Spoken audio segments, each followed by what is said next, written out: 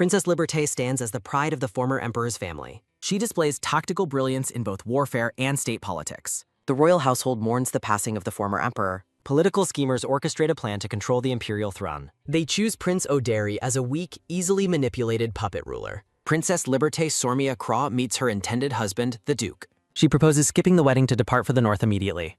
Duke Ulaha Prasta expresses surprise at her request to forego festivities. She explains her urgent needs and the Duke readily complies. Liberté finds the Duke's submissive and gentle nature quite amusing. Rosemary, Liberté's maid, struggles with the immense task of packing. The princess contemplates how to carry a precious family heirloom. Rosemary notes the high quality and beauty of the ornate box. They consider converting its value to money or keeping the gift. Liberté decides to keep the keepsake as her dowry substitute. Rosemary fears that the item might sustain damage during transport. The maid suggests asking the Duke to carry the heavy box. Liberté smiles warmly, finding the suggestion to be a perfect solution. Palace officials worry that the royal baggage train is too massive. They warn the emperor that the heavy load will delay travel. Emperor O'Derry Chatian Craw listens to the logistics with a heavy heart.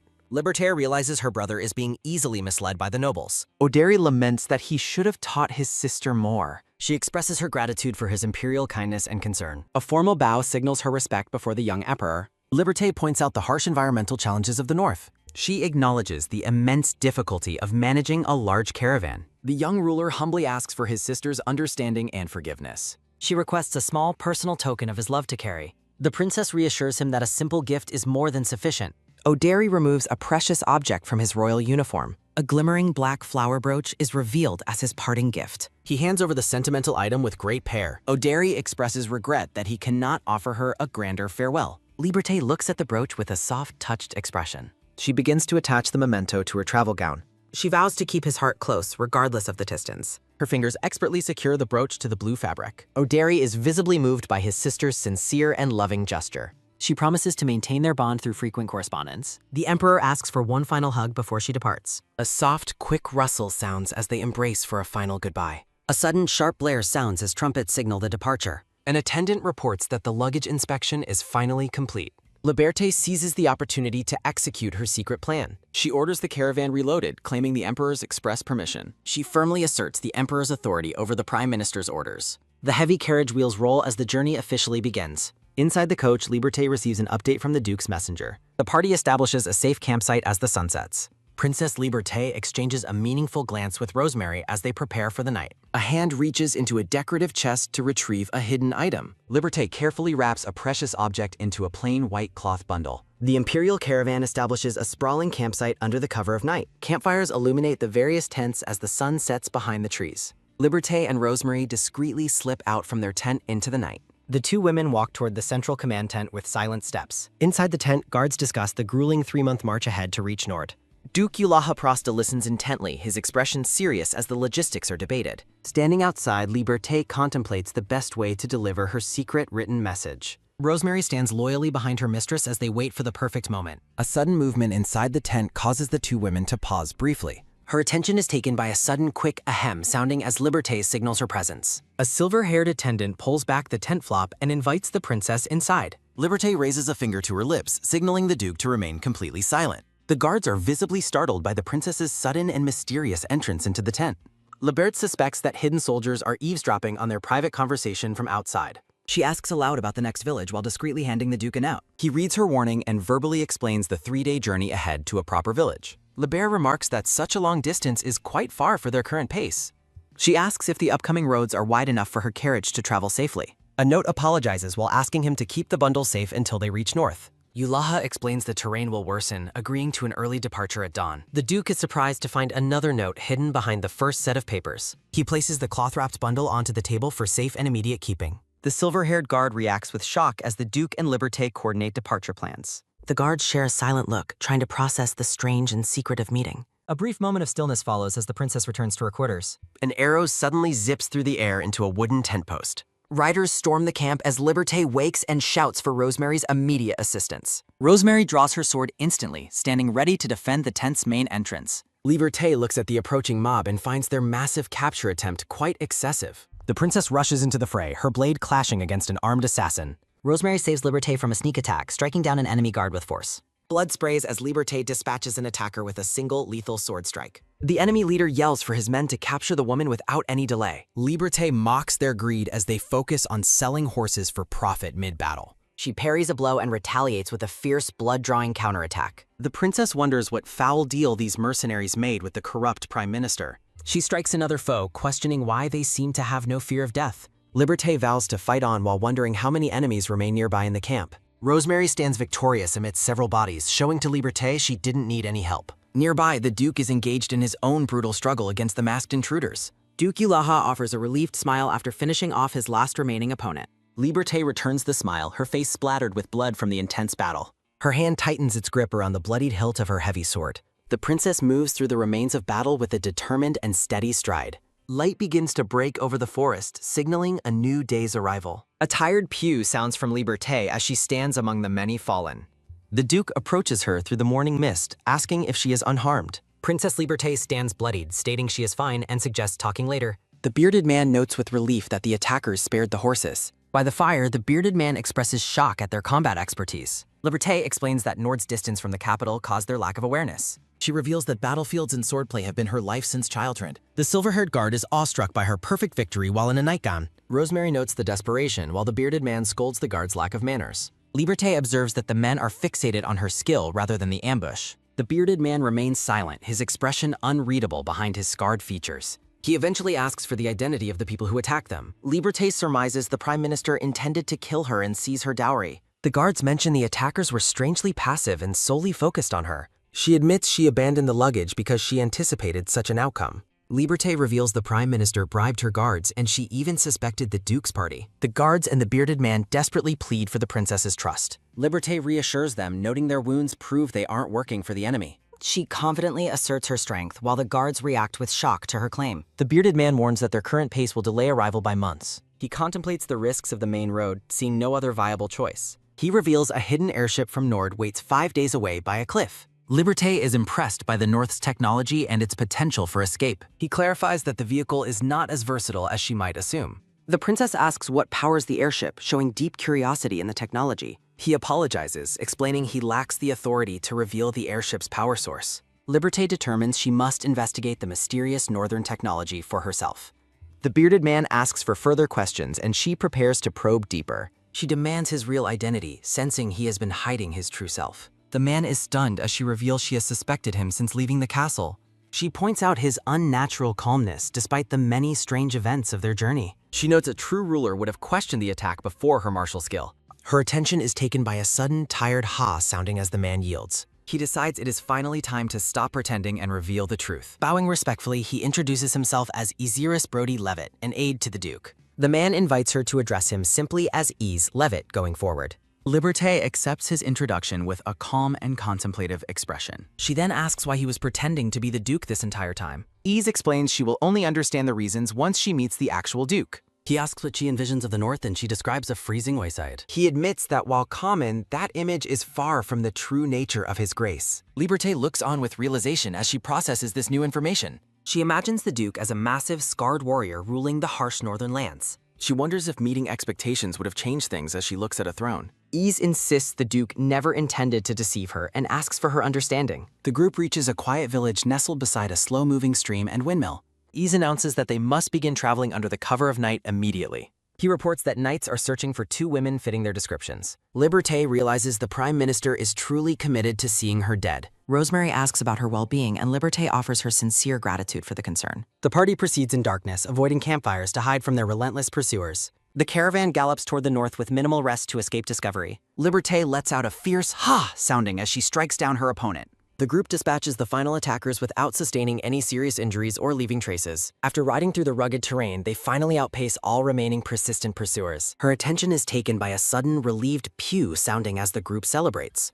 Is Levitt offers a welcoming smile, assuring the women they can finally rest. Looking around the empty clearing, Liberté and Rosemary wonder what he could mean. Is reaches forward as a shimmering magical energy begins to glow from his hand. To their astonishment, a massive airship materializes, and Is invites the princess to board. Libert stares in awe, realizing this is the legendary northern airship Is previously mentioned. As she walks up the ramp, she observes the vessel looks like a ship. Standing at the large steering wheel, Is warns his passengers that it might shake. He places a glowing blue stone into the helm, causing the ship to fly. Liber questions if the entire vessel is powered and navigated by the single earring. Ys explains the Dragon Tear Stone's utility for long-range communication and powering the airship. Looking over the railing, Liberté admits she has never seen such large-scale technology. Her attention is taken by a sudden loud wah sounding as Rosemary warns the princess. The majestic airship glides silently through the clouds high above the mountainous landscape. Ys predicts they will reach their destination in a week, shocking the exhausted princess. Liber contemplates the incredible efficiency of Northern technology compared to their original 3-month journey. She asks if such technology could be shared with the Empire, prompting a pause. Ys explains the ship's reliance on localized barriers makes wider distribution extremely difficult. Rosemary interrupts to inform Liberté that her sleeping quarters are ready for the night. The two women walk toward the ship's interior cabins under the starry sky. Settled into her bed, Liberté tells Rosemary to rest before wishing her good night. Closing her eyes, the princess feels a rare sense of peace as she sleeps. A new day dawns as the sprawling white Nord castle comes into view. The airship docks at the fortress, and the party finally disembarks onto ground. Ys officially reports the completion of their mission to the assembled Northern military presence. A silver-haired man introduces himself as Duke Ulaha Prosta and formally greets Princess Liberté. Liberté is taken aback by his youthful appearance, noting it matches earlier descriptions perfectly. Despite his calm exterior, she senses a cold, draconic power radiating from the Duke. Noticing her fatigue, the Duke invites her to settle into her newly prepared chambers. A dark-haired maid bows respectfully and offers to lead the princess to her room. They follow the servant through a lush sunlit garden toward the main living area. Liberté casts one last glance back at the mysterious Duke as they walk away. The silver-haired ruler watches her go with a faint, enigmatic smile on his face. Liberté remains silent as she processes her first impression of her future husband. The princess is shown into a magnificent, sun-drenched suite adorned with golden furniture. Rosemary brushes Liberté's hair, and the princess remarks on the refreshing hot spring bath. Rosemary expresses her relief that the castle's amenities met the princess's high standards. A soft knock interrupts them as a voice from the hallway asks for entry. Liberté gives her permission for the visitor to enter the room without delay. Her attention is taken by a sudden, quick gotcha sounding as the door swings open. Adelia Lunos, the head maid, introduces herself and apologizes for her son's behavior. Liberté realizes with surprise that the woman is actually Lord Alexis's mother from their escort. Noticing the family resemblance, Liberté thanks her for Alexis's help while Adelia dismisses him. Adelia observes the women's height and worries that the prepared dresses will be short. Her attention is taken by a sudden quick swish sounding as maids begin taking measurements. Adelia expresses excitement over capital fashion, complaining about the outdated clothes her son buys. Adelia wonders if finding a partner would improve her son's outdated fashion sense. The head maid announces she has finished measurements and will prepare a dress. A maid delivers a light breakfast, inviting the women to request further assistance. Liberté expresses her gratitude as Adelia encourages her to enjoy her stay. Tasting the meal, the princess gives her compliments on the delicious food. Rosemary likes the region, while Liberté admits her prejudices about Northern technology were wrong. Liberté admits she was among those who misunderstood the true nature of Nord. Nord Castle stands majestically against the backdrop of snow-capped mountains. Stretching after a long sleep, Liberté lets out a tired, sleepy yawn. Liberté notes her exhaustion has made time blur during her recovery at the castle. Adelia cheerfully presents the finished dress, noting that the hem adjustments are complete. Holding out a dark floral brooch, the princess asks if it can be added. Adelia admires the beautiful brooch and readily agrees to attach it to the gown. Princess Liberté looks stunning in her new deep red evening gown. Liberté apologizes for the extra work, surprising Lady Lunos with her unexpected humility. Adelia insists it is her duty and invites the princess to call her by name. The princess graciously accepts the invitation to address the head maid more familiarly. A servant knocks at the door, excusing himself to deliver a formal message. The man reports that the Duke requests the princess's presence in his study before dinner. Liberté confirms she will join him shortly as the group prepares to depart. The women walk toward the Duke's study through high-ceilinged corridors. Reaching the destination, Adelia bows respectfully and takes her leave of the women. Liberté takes a deep breath and signals Rosemary that it is time to enter. Her attention is taken by a sudden, rhythmic knock sounding against the heavy doors. Her attention is taken by a sudden, quick creak sounding as the door opens. An aide announces the princess while the silver-haired Duke waits at his desk. The scarred man looks remarkably familiar despite his formal appearance. Liberté struggles with recognition, but a shocked Rosemary realizes the aide is Lord Levitt. Ys Levitt asks for their thoughts on his appearance after shaving his beard. Levitt questions his look while Rosemary asks about his age in complete disbelief. Rosemary is stunned as Levitt reveals he is only 26 years old. Rosemary remains incredulous about his youth while Liberté finds the situation rather amusing. The princess observes the exchange with a calm, knowing smile. Duke Ulaha watches the scene with an unreadable, stoic expression. Liberté turns her attention toward her future husband's cold gaze. Acknowledging the request for a meeting, the Duke invites Liberté to take a seat. A moment of silence stretches between the two future spouses. Levitt observes the silent, tense atmosphere between the Duke and the princess. Her attention is taken by a sudden, quick swish sounding as a package is presented. Liberté asks why he has not yet inspected the items she previously sent. The Duke explains he waited for her permission to open the belongings entrusted to Isiris. The princess finds the Duke's lack of emotional expression unsettling and difficult to read. The Duke asks for consent to open the box, and Liberté gives her permission. Her attention is taken by a sudden, quick slide sounding as she offers a substitute dowry. The Duke rejects the offer immediately, telling her to take the gift back. Liberté is taken aback by the blunt and cold refusal of her proposal. Clearing her throat, the princess prepares to address the missing imperial dowry more formally. Liberté explains her intention to marry him despite the loss of her official wedding funds. She describes the circumstances preventing the dowry's arrival and asks him to accept her gift. Liberty decides to remain cautious, suspecting the Prime Minister's influence has reached the north. Riding through the rain, she wonders where she can go if even this place isn't safe. Duke Ulaha Prosta understands her concerns but notes the unique situation in the north. A stark message confirms that the proposed arrangement cannot be accepted.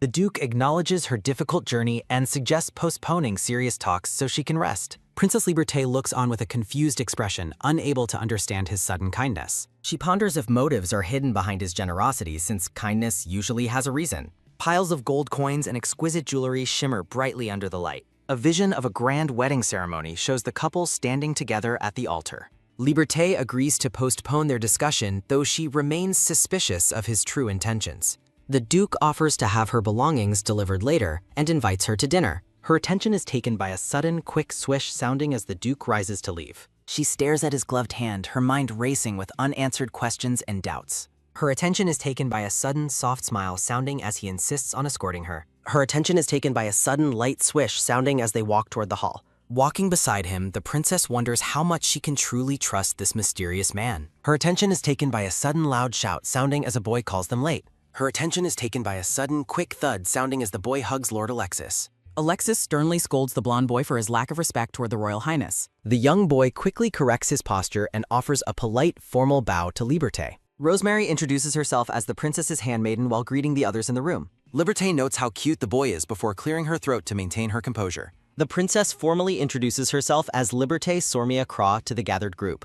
Her attention is taken by a sudden, quick sparkle sounding as the boy marvels at her. Rodel pulls her toward the table while Alexis insists he address her more formally. Liberté finds the boy's behavior endearing, noting he reminds her of a child named Oderi. Rodel proudly displays the magnificent meal he helped prepare specifically for the princess's arrival. Liberté is genuinely impressed, remarking on how absolutely delicious the entire spread looks. Her attention is taken by a sudden, soft smile sounding as the Duke watches them eat. Her attention is taken by a sudden, quick turn sounding as she avoids his gaze. She feels uneasy, wondering why the Duke keeps smiling every time their eyes meet. Rodel asks why she isn't sitting down as she struggles to process her host's warmth.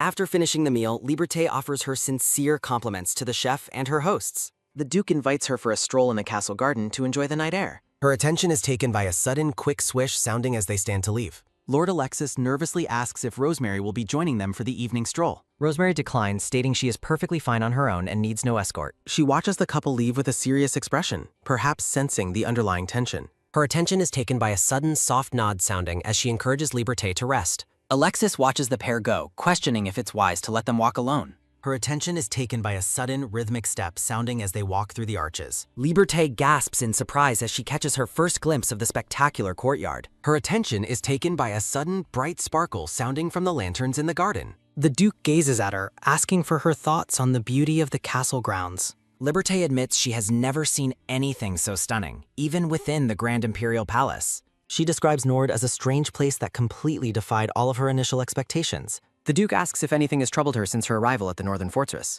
She expresses concern about the Emperor and asks if there is a way to send word. Her attention is taken by a sudden soft nod sounding as she learns letters are sent periodically. The Duke explains that Rodel arrived 3 years ago with dreams of becoming a Northern Knight. The Duke admits he initially tried to send the boy away but was moved by his tears. He explains Rodel's promise to return to his frail younger sister as a property. Rodel traveled to Nord alone, hoping to earn a title regardless of his young age. The Duke mentions a prodigy who became a knight at 18, surprising the princess. He identifies Isiris as the precedent for allowing such young candidates to join their ranks. The Duke notes Rodel's transition to practical training, sparking Liberté's curiosity about his skills. Liberté asks for permission to use the training grounds, which the Duke readily grants. Her attention is taken by a sudden, soft step sounding as he prepares to speak. The Duke proposes that they establish a routine of taking walks together every morning. The purple-haired princess agrees to the request, accepting his offer with a small nod. From the following day, a morning stroll together becomes part of their regular schedule. Their daily conversations remain casual, focusing on light topics and their upcoming plans. Her attention is taken by a sudden, quick swish sounding as they spar at the grounds. Rudal joins the pair in the afternoons, sharing tea and snacks in the karting. Despite becoming accustomed to her new life, Liberté feels a persistent, growing anxiety.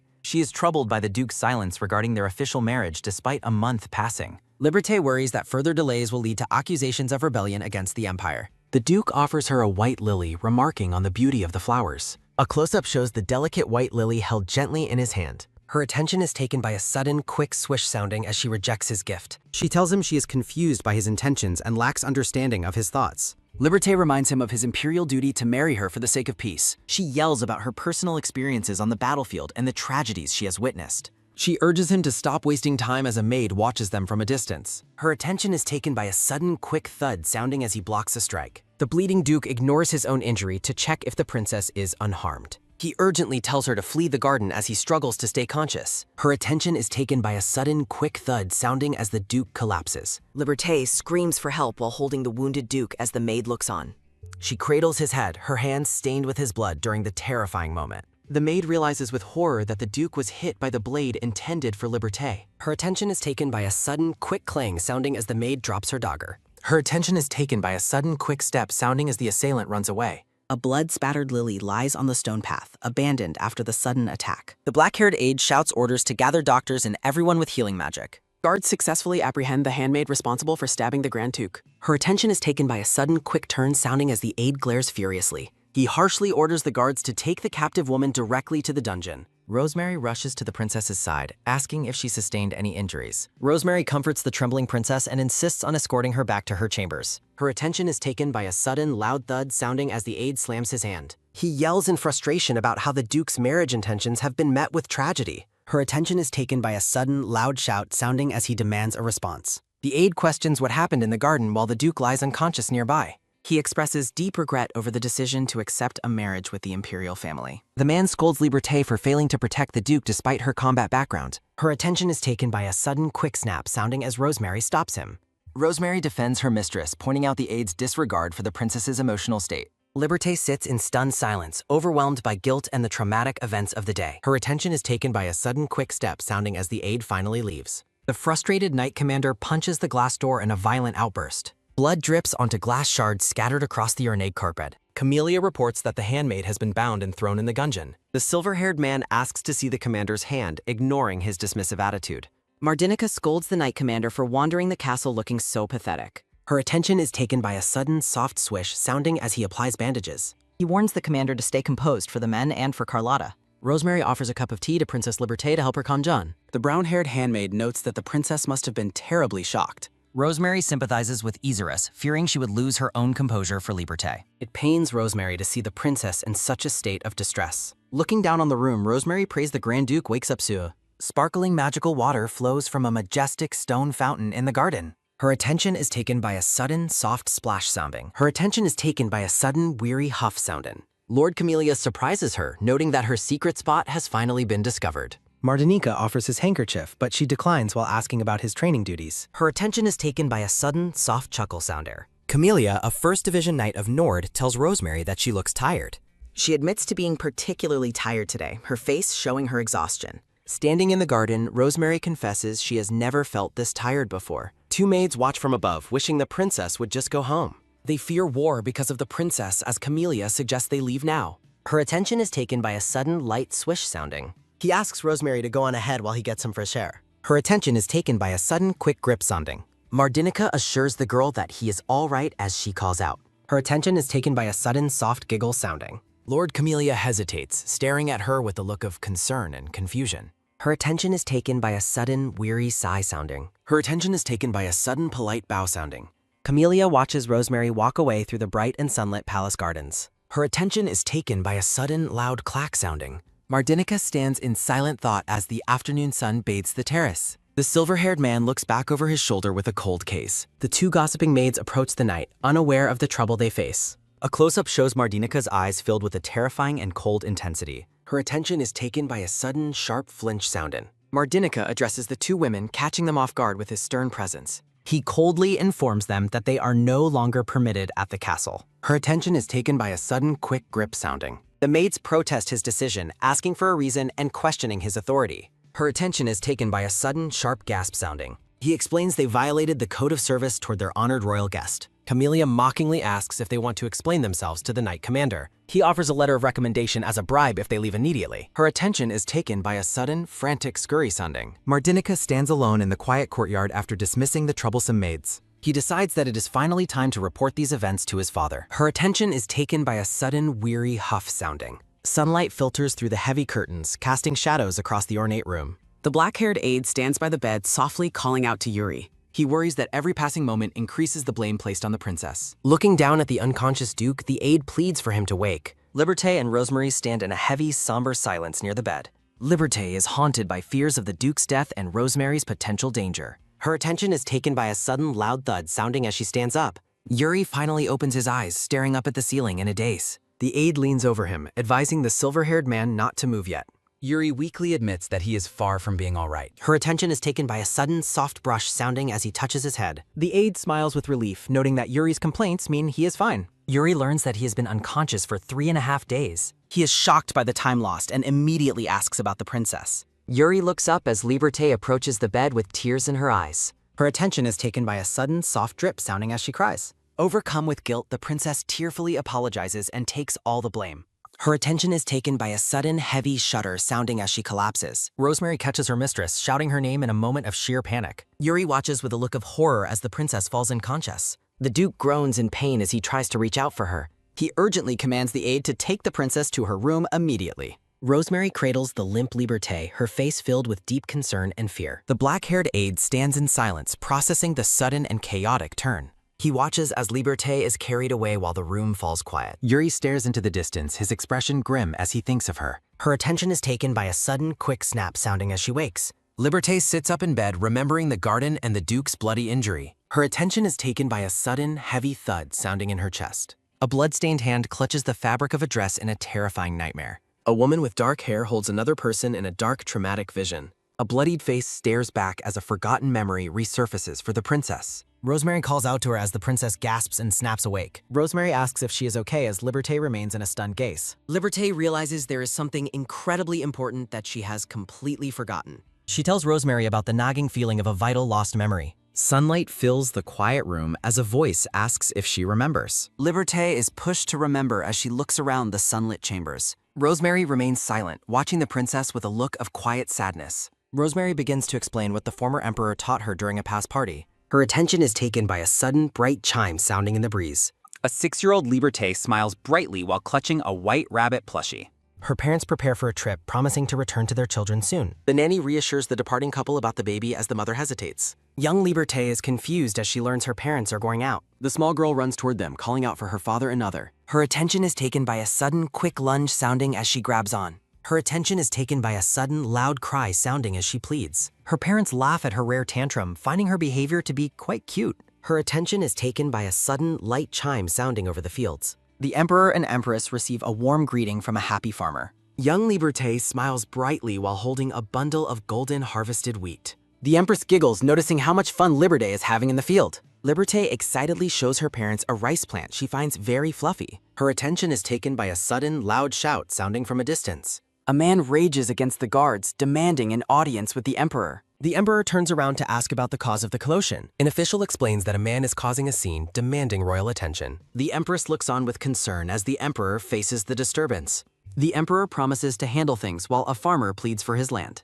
A guard scolds the man for his insolence and orders him away. The royal family departs, intending to resolve the matter on the next day. Despair consumes the man as he believes the royals will never return. A young Liberté stands alone as a terrifying shadow looms over her. A crazed man lunges forward, brandishing a sharp sickle in his hand. A violent arc of red blood slashes across the dark nighttime scene. Young Liberté stands frozen in shock, her face spattered with fresh blood. The girl looks up in horror, realizing her mother has been attacked. Her attention is taken by a sudden, soft moan sounding as mother falls. Her attention is taken by a sudden, loud scream sounding as tragedy strikes. A lone man stands in a dark study as moonlight filters Gur. The Emperor looks up with a cold expression as his official enters. The official asks what punishment should befall the man who murdered the Empress. The Emperor coldly demands that the killer be tortured to death and eaten. The official bows and accepts the Emperor's brutal and final order. Her attention is taken by a sudden, weary huff sounding as he leans. The Emperor asks if a pair of earrings is all he have left. A hand reaches out to touch the black flower-shaped jewelry in the box.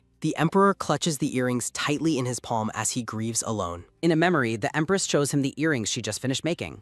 She wonders aloud if their children will actually like the gifts she crafted. The Emperor warmly reassures his wife that the children will love them. A portrait of the Empress captures her beautiful, radiant, and happy smile. The grieving Emperor weeps, wondering how he is supposed to continue living. Mourners gather at a rainy funeral as a coffin is lowered into the earth. Standing in the rain, the Emperor prays for his late wife's eternal peace. The black-haired man looks away with a face full of deep sorrow. A narrator notes that Liberté appeared emotionless and didn't cry at the funeral. The girl's vacant eyes stare blankly, seemingly reflecting no emotion at all. The Emperor pleads for his daughter, hoping she can eventually process her sorrow. A man and a young girl stand together amidst glowing, floating lanterns. The scene shifts to a grand palace ballroom illuminated by an ornate chandelier. A narrator announces the first birthday party for His Highness Prince O'Derry. Raising a glass, the Emperor invites his guests to enjoy the night's festivities. The crowd cheers loudly, offering their congratulations to the young crown prince. An official presents specific items that the Emperor had requested for the occasion. The Emperor tells his children he has a special gift for both of them. He explains the Empress left these gifts for them as O'Derry reaches out. The young prince babbles happily while playing with the black flower ornament. The Emperor turns toward the purple-haired Liberté and asks if he likes it. The purple-haired girl looks down with a distant, hollow expression. The black-haired man kneels before the young girl, explaining the gift was meant to make her smile. Her attention is taken by a sudden, soft whisper sounding as the man calls out to Liberté. A narration box explains that Liberté remained silent long after the banquet had ended. The scene transitions to a shattered mirror, reflecting the deep sorrow within the young girl's eyes. Shards of the mirror fall away as the narrator describes a crushing sense of guilt. Her attention is taken by a sudden, weary huff sounding in the moonlit room. The man ponders when he last heard Liberté's voice and fears her perpetual silence. The young girl stands silently in the dark doorway, watching her father with vacant eyes. Her attention is taken by a sudden, quick rush sounding as the man startles and asks what is wrong. Her attention is taken by a sudden, soft brush sounding as she clutches his clothes and asks to learn swordsmanship. Her attention is taken by a sudden, light chime sounding as the man reacts to her speaking. Overjoyed, the man pulls Liberté into a tight embrace, repeating his thanks for her voice. The man reflects on his initial plan to teach his daughter lightly as part of her royal education. He notes that her intense passion eventually led him to teach her complex swordsmanship and battle tactics. The narration explains that he eventually began educating Liberté in the ways of politics and statecraft. The black-haired man looks forward with a calm and satisfied expression. Her attention is taken by a sudden, soft wipe sounding as she smiles despite being on a battlefield. The man asks if she is finally free from her fear of blades as they stand together. A dark shadow falls over Liberté as she confusedly asks what he means, having forgotten her past. Her attention is taken by a sudden, weary huff sounding as the man leans his head in distress. The narrator admits that her smile felt fragile, like a piece of glass that could shatter instantly. A close-up reveals a single, intense red eye peering through the darkness. Her attention is taken by a sudden, quick creak sounding as the man looks toward the open door. Rosemary enters the room and asks if the Emperor had summoned her for an audience. Rosemary believes it might be best if the girl continues to live without her painful memories. Rosemary explains that her memories may return if she lives by the sword, leading Liberté to ask if her father said that. The brown-haired woman simply confirms that those were the words spoken by the girl's father. Her attention is taken by a sudden, frantic rattle sounding as the girl's hands begin to tremble. Her attention is taken by a sudden, shaky sob sounding as Liberté laments forgetting her entire past. Liberté cries into her hands, realizing she had forgotten something of immense importance to her. Wiping away her tears, the princess thanks Rosemary for finally telling her the hidden truth. Sunlight streams through the tall windows of the castle as the morning begins. Her attention is taken by a sudden, light tap sounding as Rosemary wakes from a daze. Her attention is taken by a sudden, soft rub sounding as Rosemary wonders when she fell asleep. Rosemary turns her head toward the door, alerted by the sound of someone knocking. Her attention is taken by a sudden, quick click sounding as Rosemary asks the visitor to wait. Sir Levick greets Rosemary at the door and asks if she had a restful night of sleep. Rosemary looks surprised and asks if the Grand Duke is indeed calling for her presence. The aide explains the Duke wishes to discuss something, but Rosemary notes it is currently a difficult time. Levitt suggests having Martin and Alexis watch the room so Rosemary does not leave the princess alone. Relieved by the suggestion, Rosemary offers her sincere thanks to the black-haired aide. Her attention is taken by a sudden soft step sounding as she agrees to go after getting ready. Liberty sleeps peacefully in her bed, unaware of the conversations happening just outside her door. Her attention is taken by a sudden soft rustle sounding as Rosemary whispers a quick farewell. Her attention is taken by a sudden light thud sounding as the door closes behind her. Rosemary encounters her camellia in the hallway and they exchange polite morning greetings. Sir Camellia urges her to go while they take over the duty of guarding the room. Rosemary thanks him and turns to leave, headed toward her meeting with the Jick. A quiet stillness fills the room where a quill and paper rest near the sleeping girl. A quill pen rests beside a signed folded letter on a dark wooden guest. Sunlight bathes the grand castle as Rosemary walks through the opulent, high-ceilinged corridors. The brown-haired woman wonders to herself why the Grand Duke has summoned her for a meeting. As she moves through the palace, she passes two maids engaged in a quiet conversation. The two maids stop and offer a respectful morning greeting to Lady Rosemary.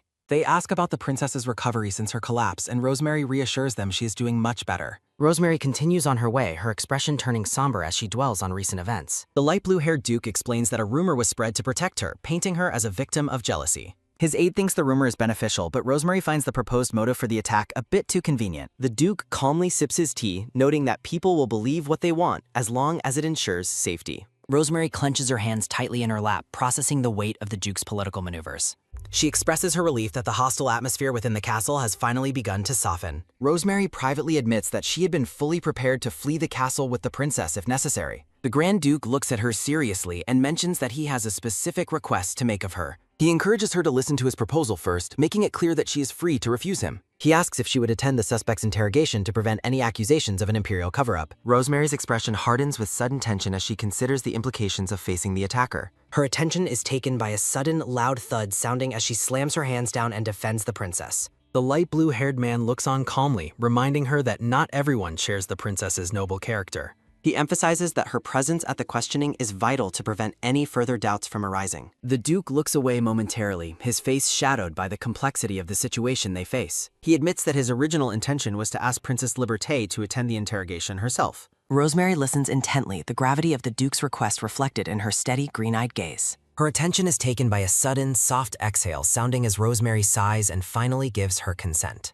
She agrees to attend the interrogation, but asks for permission to check on the princess one last time. Golden morning light filters into the princess's quiet, elegantly furnished bedroom through the tall windows. Rosemary gazes down at Liberté, noting with a soft heart that the young girl is still sound asleep. Her attention is taken by a sudden, gentle squeeze sounding as Rosemary holds Liberté's hand and promises to return soon. She takes one final lingering look at the sleeping princess before stepping out into the hallway.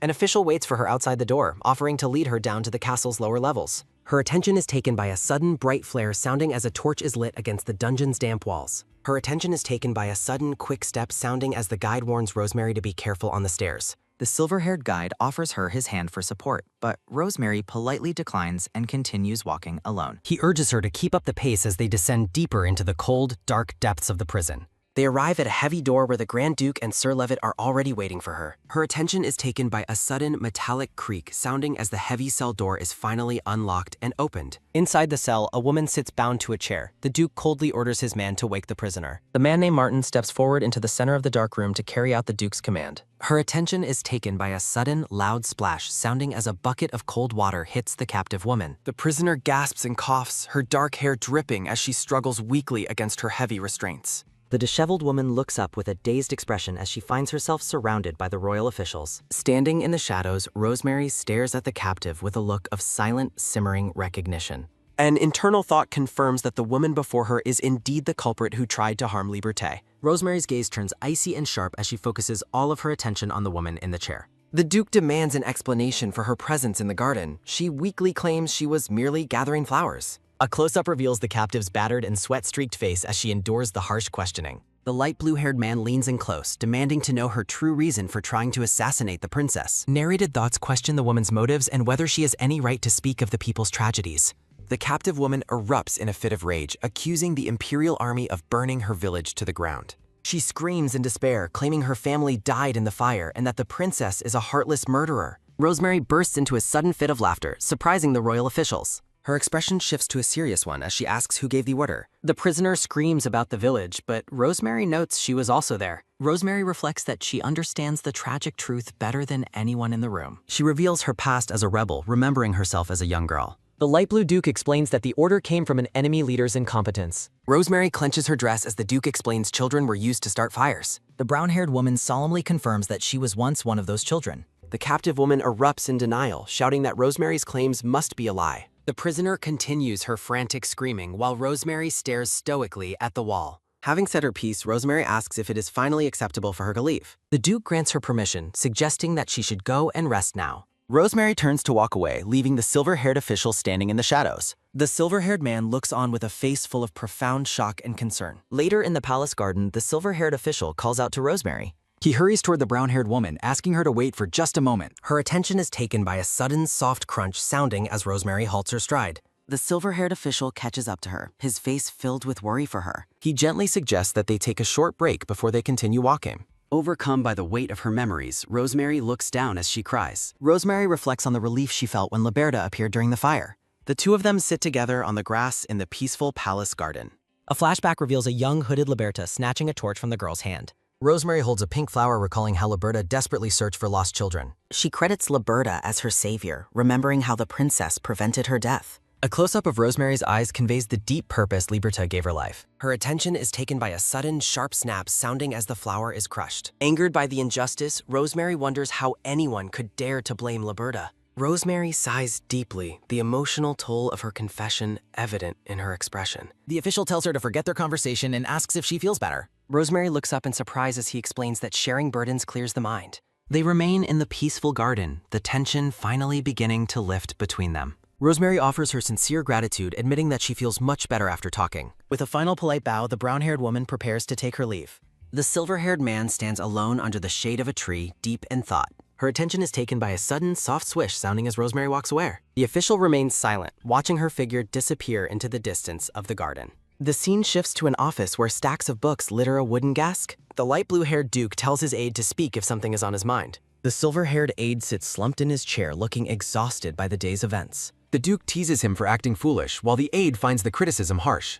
Continuing his work, the Duke asks if the aide intends to remain silent forever. The silver-haired man looks down somberly, still processing Rosemary's revelation about her past. He asks the Duke if he plans to include Rosemary's confession in the records. The light blue-haired Duke looks up, considering the weight of that specific political decision. The aide admits he feels guilty for saying something unnecessary to Lady Rosemary earlier. The Duke reassures him, expressing his belief that Rosemary is a very strong person. He reminds the aide that there is a limit to his protection for him. The Duke orders him to attend the next training session as he continues writing.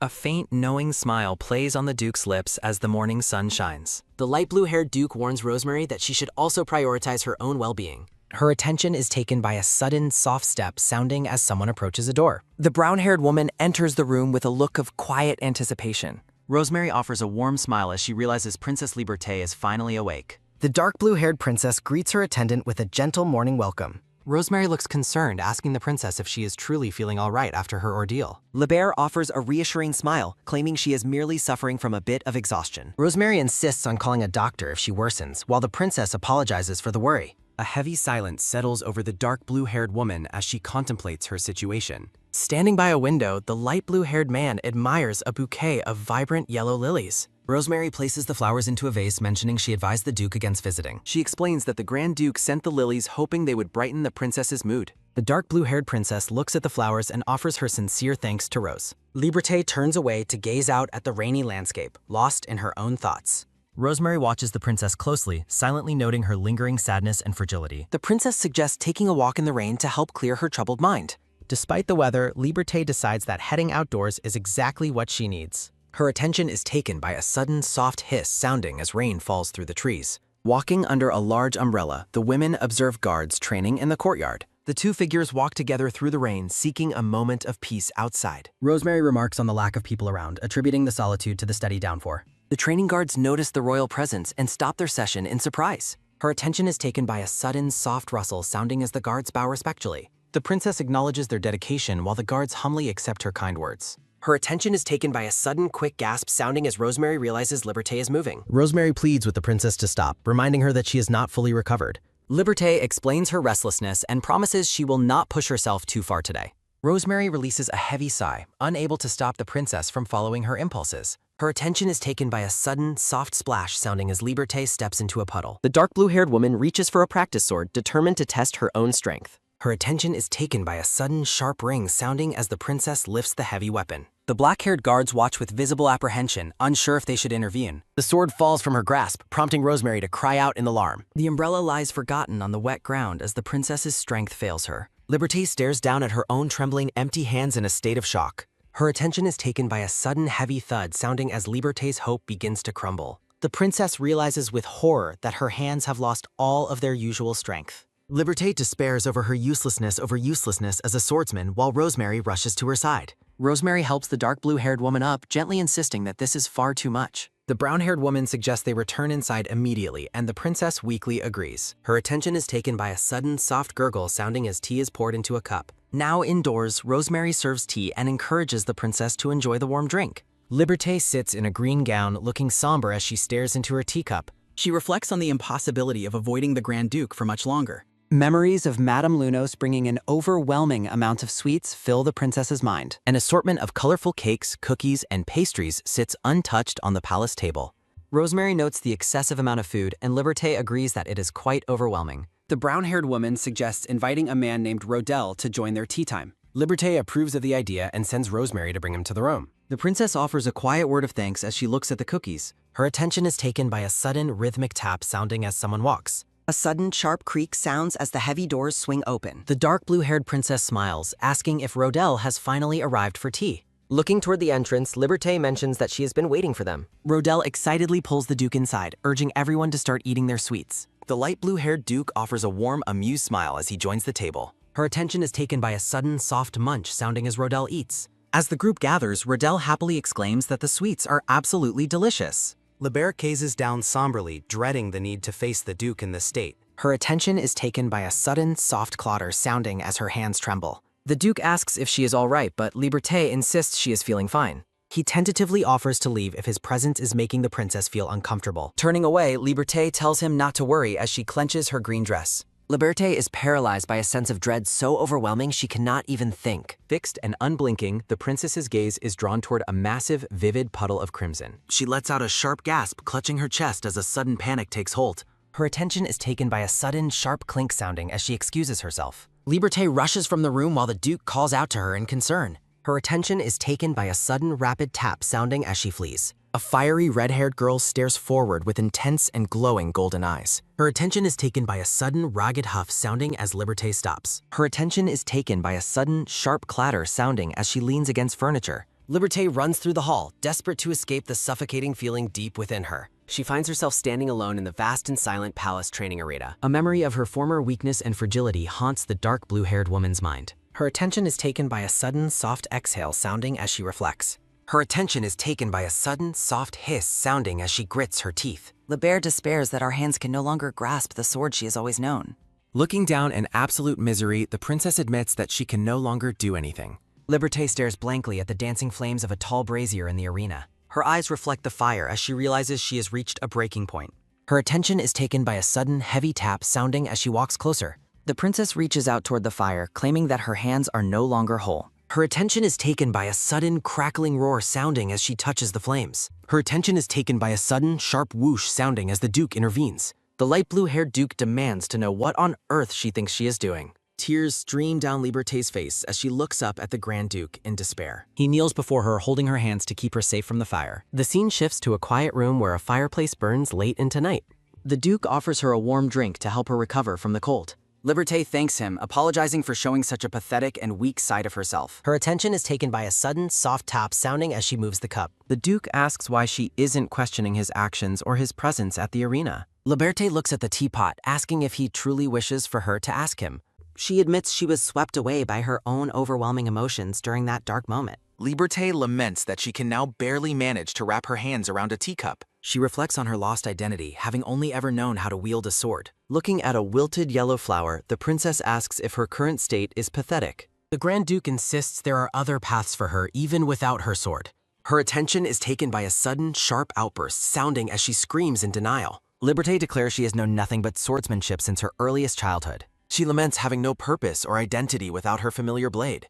In her nightmares, she remains perpetually trapped within a single traumatic day. The dark blue-haired princess identifies her own choices as the catalyst for tragedy. Traumatic memories now prevent her from ever grasping a sword's hilt again. Liberté admits these lingering memories are the true cause of her grief. The princess credits the light blue-haired duke with finally opening her eyes. A heavy atmosphere of grief surrounds her as she sits alone. She insists on total honesty given their impending marriage to one another. Liberté expresses sincere gratitude for his protection before offering an apology. Her attention is taken by a sudden soft wobble sounding. Her attention is taken by a sudden sharp clatter sounding. Her attention is taken by a sudden heavy thud sounding. The Grand Duke cradles the unconscious princess with a look of worry. He offers a gentle, private smile while looking at her sleeping face. Soft morning light illuminates the princess's quiet and peaceful bedroom. Liberté wakes up feeling disoriented as she sits in her bed. She questions if she actually fell asleep in her bed yesterday. Rosemary enters the room, asking if the princess is finally awake. Rosemary scolds her for her recklessness and mentions the Duke's intervention.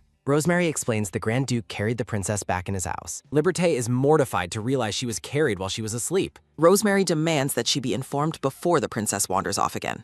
Liberté offers her thanks as Rosemary prepares to step out briefly. Her attention is taken by a sudden, sharp creak sounding. Liberté's hands begin to tremble uncontrollably as she tries to move. She clenches her fist, frustrated that her strength hasn't yet returned. Her attention is taken by a sudden, rhythmic tap sounding. The princess sits on the bed, ready to receive her visitor. Her attention is taken by a sudden, soft rustle sounding. Liberté lets out a surprise sound as she sees her visitor. The light blue-haired Duke stands at the door with a gentle expression. Holding a bouquet of pink flowers, he asks how she is feeling. Rosemary walks alone through the lush greenery of the palace gardens. Her long green dress brushes against the stone path as she walks. Her attention is taken by a sudden, rhythmic top sobbing. Rosemary stops, sensing someone watching her from within the quiet garden. She releases a tired sigh while reflecting on the princess's condition. Rosemary observes the princess's shaking hands and struggles with deep worry. Her attention is taken by a sudden, soft gasp sounding. Rosemary worries about the princess while Sir Martin asks what is bothering her. The silver-haired man named Sir Martin smiles as Rosemary acknowledges her. Rosemary apologizes for her reaction, noting she's been startled by his presence. She realizes she's been running into Sir Martin quite a lot recently. Sir Martin asks if her worries are about the princess's hand tremors. Surprised, Rosemary asks when he first noticed the princess's physical weakness. Her attention is taken by a sudden, soft rustle sobbing. Rosemary is shocked that Sir Martin noticed the issue before she did. Tears well in Rosemary's eyes as she struggles with her own feelings. Sir Martin suggests the princess likely wanted to hide her weakness from Rosemary. Sir Martin suggests that because they are close, the princess likely didn't want Rosemary to worry, adding that outsiders often spot such things more easily. The silver-haired man offers a gentle nod to the distressed brown-haired woman as she processes his observation. Sir Martin tells her she doesn't need to return the handkerchief and should feel free to use it to dry her eyes. Rosemary accepts the gift, tears still welling in her eyes as she holds the white cloth close. Looking back at him, she wonders if she is starting to rely too much on the silver-haired man. The scene shifts to the Grand Duke presenting a bouquet of pink flowers to the dark blue-haired princess. Liberté looks at the blossoms with a somber and curious expression, noting the unexpected gift. Her attention is taken by a sudden soft rustle sounding as she prepares to take the bouquet. He tells her to wait a moment, mentioning that the thorns might prick her and he needs to fix them. Her attention is taken by a sudden soft rustle sounding as the light blue-haired Duke begins to bind the stems. He carefully wraps a dark ribbon around the flowers to protect the princess's hands from the thorns. He looks at her with a gentle gaze, announcing that he has finished preparing the gift. Liberté thanks him twice, her voice soft as she takes the safely wrapped bouquet into her hands. Her attention is taken by a sudden, soft gasp sounding as she notices a flash of familiarity in him. A memory of a young, smiling boy with the same blue hair and a flower bouquet appears. Liberté looks up and asks the Duke if they have perhaps met somewhere before, a very long time ago. The Duke remains silent, a faint and knowing smile playing across his lips as he listens to her. He admits that he had assumed she would have forgotten their past meeting entirely. Rain falls heavily over the mourning crowd gathered for the funeral of the late Empress. He reflects on how seeing her then left such an unforgettable impression on his young heart. Young Liberté stood tall and dry-eyed in the rain, displaying a strength that captivated the young boy watching her. Her stoic resilience in the face of such profound tragedy came as a massive shock to him back then. Distant memories ripple and shift as the Duke recounts the day they truly met face to face. He explains how he often wondered what had become of that resilient child in the years that followed. In a sunlit memory, the young boy turns with surprise while exploring the expansive palace gardens. He recounts the moment he was finally able to meet the princess once again in person. Her attention is taken by a sudden soft rustle sounding as the young princess looks toward the intruder. The young boy introduces himself as Eulaha Rested Prosta and honors her as the princess. A heavy silence falls between the two children as they sit together in the garden, Liberté staring blankly ahead. The scene lingers on the quiet distance between the princess and the boy on the garden bench. Eulaha asks why she is sitting out all alone when the weather is so cold and uncomfortable. He tentatively suggests that perhaps they could take a walk together through the palace grounds. Libert stares at him without responding, her intense red eyes reflecting his hopeful and curious face. Despite her cold and heavy silence, he felt a desperate urge to hear the sound of her voice. Her attention is taken by a sudden, soft whispering sounding as two noblewomen walk nearby. The women gossiped cruelly, wondering what the emperor will do with a daughter who has gone completely mute. Her attention is taken by a sudden, light giggling sounding as one woman mocks the pitiful mute princess. Her attention is taken by a sudden, sharp chuckling sounding as the woman jokes about being adopted in her place. Outraged by their rudeness, young Yulaha scolds them and tells the princess she shouldn't listen to such nonsense. Liberté remains silent and still, her head bowed as the cruel insults hang in the garden air. Her attention is taken by a sudden firm pat sounding as the boy takes her by the hand. She looks up in genuine shock as the young Yulaha suddenly intervenes to help her. Yulaha urgently insists that the princess come with him, determined to lead her away from the negativity. Sunlight bathes the palace architecture as the two children prepare to flee the gossiping crowd. He pulls her away from the garden bench, leading her toward a quieter part of the royal estate.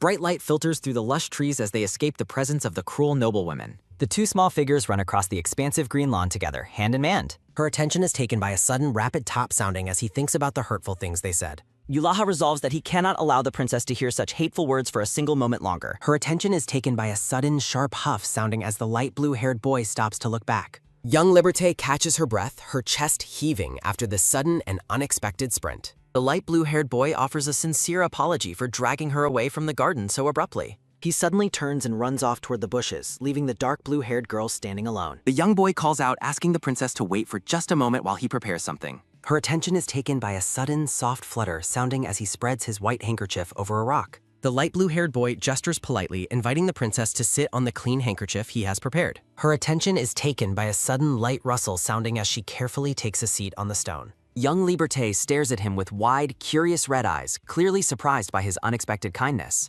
Her attention is taken by a sudden soft gasp sounding as the young boy reacts to her intense gaze. He feels awkward just standing around and decides to search for something nearby the princess might enjoy. He runs off into the distance once more, calling out to her with a look of frantic determination. Her attention is taken by a sudden heavy huff sounding as he returns to her side, quite breathless. A vibrant bouquet of pink wild roses appears, signaling a thoughtful and carefully gathered gift. Smiling brightly, the light blue-haired boy presents the flowers and asks the princess if she likes them. The young princess is momentarily speechless as she looks at the beautiful floral gift in her hands. Her attention is taken by a sudden soft blink sounding as she processes his gentle and warm gesture. He explains that he learns swordsmanship to protect what is precious, hoping to protect her from hateful words. The light blue-haired boy offers a warm, innocent smile while making his sincere protective vow. Young Liberté remains completely silent, her expression one of profound and quiet shock at his words. He reflects on how she offered no verbal response at all, simply staring back at him in total silence. He notes that despite her silence, he felt her eyes were truly beautiful during that fleeting, intense glance. Her attention is taken by a sudden, soft whisper sounding as her lips move slightly to form words. He is stunned to hear her quiet voice as she softly offers her thanks for the flowers. A woman calls out to the princess, her loud voice echoing through the lush and peaceful palace grounds. The dark-haired woman leads the young princess away, holding her hand as they walk toward the palace. Holding the pink flowers close, Liberté looks back at the boy one last time before she disappears. He watches her leave from afar, feeling a sudden surge of hope for a future reunion between them. Her attention is taken by a sudden, sharp crash sounding as a wine bottle shatters on the floor. Years later, the light blue-haired youth reacts with horror as a tragic and shocking realization hits him. He is devastated to hear the news that Altea Kra has officially seized the throne as the new emperor. He laments the fact that he likely won't be able to see the princess ever again after this. A deep sense of longing fills his heart as he finally realizes how much he truly missed her. Sitting alone in a massive library, he reflects on how she remains perpetually fixed in his mind. Her attention is taken by a sudden heavy thud sounding as he hides his face in a book. He holds on to the memory of the beautiful woman he once knew so briefly in his childhood. A surprising and unbelievable letter from the imperial palace arrives just as he was picturing her smiling face. The formal letter contains a shocking and direct command for him to marry the princess at long last. The light blue-haired man offers a gentle and satisfied smile, finally seeing a path back to her side. He watches from the docks as a large ship brings the princess to his distant and private estate. Her attention is taken by a sudden rhythmic step sounding as he walks toward the arriving princess. She appears before him covered in blood and dirt, looking far more fierce than the child he remembered. He reflects on how short their time together was, accepting that their difficult past cannot be helped. Though disappointed her feelings for him faded, he remains by her side while she sleeps peacefully in bed. He believes that despite her trauma and cold heart, they can build an entirely new life together. In the present day, the Duke compares her resilient and beautiful spirit to that of a wild rose. Lebert asks with a curious look if his comparison is based on the thorns protecting her heart. Her attention is taken by a sudden soft slide sounding as he leans in closer toward her.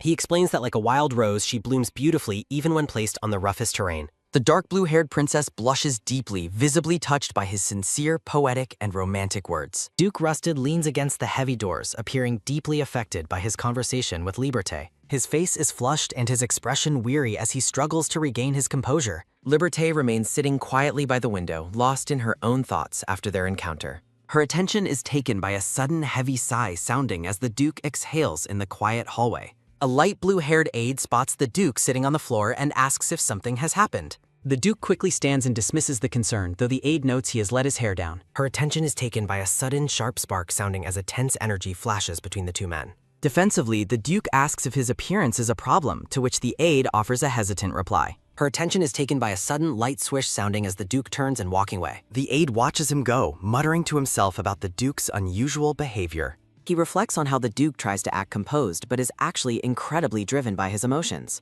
Her attention is taken by a sudden rhythmic step sounding as the Duke heads toward his office. Her attention is taken by a sudden heavy thud sounding as a massive stack of paperwork is set down. Later, the Duke works diligently at his desk while the aide observes him from a distance. The aide bluntly points out that the Duke has been acting very strange over the past few days. He notes that the Duke is currently struggling to even focus on the work right in front of him.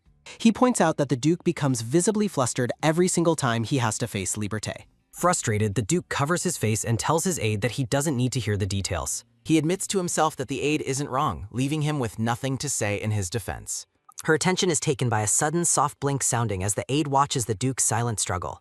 The Duke looks at his aide with envy, wishing he could be half as cool-headed as the other man. When the aide asks what is on his mind, the Duke insists that he is thinking about nothing at all. Her attention is taken by a sudden quick tap sounding as he straightens a stack of finished papers. Stretching his arms, he thinks about how exhausted he has become from both the work and his feelings. Her attention is taken by a sudden, weary huff sounding as he worries he cannot endure this much longer. He decides to stop worrying for the night and pushes himself away from the cluttered desk. Picking up a lit lantern, he resolves to head back to his quarters and finally get some rest. Her attention is taken by a sudden soft click sounding as he reaches out to open a nearby door. Opening the door, he is startled to find Liberté waiting for him in the dimly lit room. Her attention is taken by a sudden sharp gasp sounding as the Duke blushes in surprise at her presence. Liberté speaks up softly, apologizing for the intrusion as she waits for him in the shadows. Noticing how cold she feels, he asks what she is doing out here and urges her to move.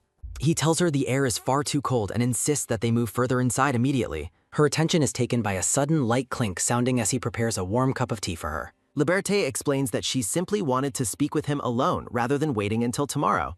She mentions seeing the physician, causing the Duke to urgently ask what the medical report said. He notes that there are no physical injuries, but concludes that her condition is a matter of the mind. Liberté looks at him with a serious gaze, firmly stating that his assessment of the situation is incorrect. Her attention is taken by a sudden, soft rustle sounding as she looks up at him with clear eyes. She tells him not to worry while he retorts that it is impossible for him not to be concerned. Her attention is taken by a sudden, wide blink sounding as she processes his intense and protective words. He stares back at her, his expression a mix of frustration and deep-seated affection for her. Liberté clarifies that she is actually the one who is currently worried about the Duke himself. She admits that she is simply not used to having another person show so much concern for her well-being. Thinking back to their childhood, she decides that she owes him a sincere thank you instead of an apology. The Duke is genuinely taken aback, insisting that he has done nothing to deserve her gratitude. She explains that the things he said to her long ago helped her then and continue to help her now. Her attention is taken by a sudden, soft whisper sounding as she admits she is unsure how he will react. She tells him that after waking from a long, inescapable dream, she simply found herself wanting to see him. Her attention is taken by a sudden sharp huff sounding as the Duke blushes deeply at her heartfelt confession. Liberté explains that seeing him restores her breath and confesses to relying on him more than she expected. Her attention is taken by a sudden soft swish sounding as she pulls out a long blue ribbon. She explains that despite past attempts to discard the ribbon, a lingering heartache always prevented her from doing so. Her attention is taken by a sudden, soft squeeze sounding as she clutches the ribbon he gave her as a child. Sitting across from him, she apologizes for her forgetfulness and expresses her deep gratitude for his past kindness. She insists on delivering this message today, causing the Duke's eyes to widen in complete and utter shock. The Duke stands with a serene expression, touched that the princess truly remembers the bond they shared.